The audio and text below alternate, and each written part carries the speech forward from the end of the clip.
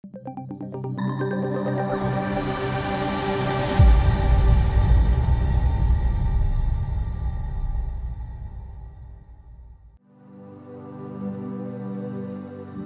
things feel hopeless and they feel helpless, you just need to know that God promises to make a way.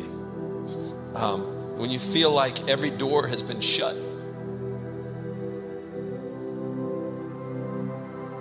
or you can't see how something is going to happen in front of you, He will make a way. Because our God is a way maker, and He will make a way through providing a miracle. He'll make a way through keeping a promise, or He'll just shine light into the darkness of your situation. You know, when we talk about God being a miracle worker, there are a lot of skeptics in the world today, even within the Christian community, that would say that the miracles of the Bible just either never actually took place or they're not for today. God makes a way in the middle of no way. Israel found themselves at the Red Sea, and God separates the waters, and in the midst of impossibility, Israel walks through on dry ground, sea separated on each side, and they walk through. That's a God that makes a way in the middle of no way. Is God still in the miracle business? Can blind eyes that have never seen miraculously still be open? Can God still take just a small amount of food and still multiply that food to feed thousands? Can people still be miraculously healed when everything else says that there's just no way? Does God still intervene into human affairs in an extraordinary way? Some of you are believing God for a desired outcome, but quite honestly, what you are asking God to do for you requires a miracle to get it done. You need a miracle. And Jesus is the miracle worker. He is the miracle worker. Nothing is impossible for Jesus to do for you. But the question for all of us is really, is He still working miracles?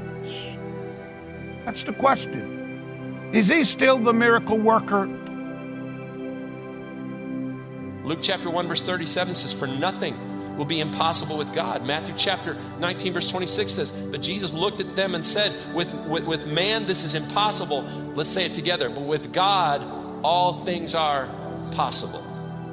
I love Ephesians 3:20. Paul writes, now to Him who is able to do immeasurably more than all we ask or imagine, according to His power that is at work with inside of us. What does that mean? It just means simply God is able.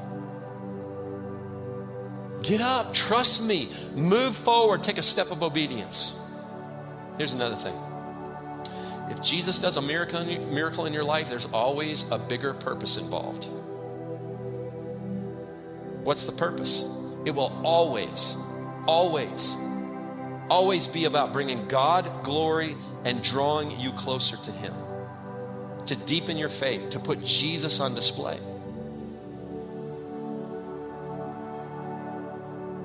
Even though Romans 8:23 says we groan to be released from pain and suffering in this lifetime, it won't be until we get to heaven that we'll be healed and be given new bodies.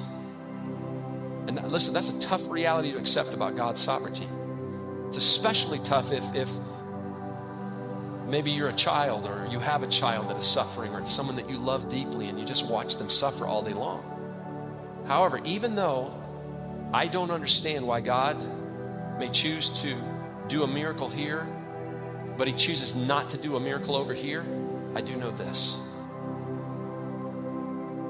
No one can measure the depths of His understanding. He gives power to the weak and strength to the powerless.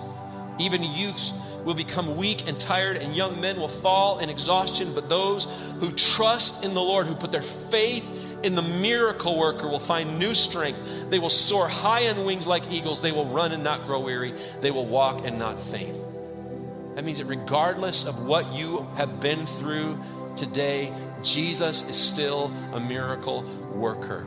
And the question for you today is, do you need a miracle?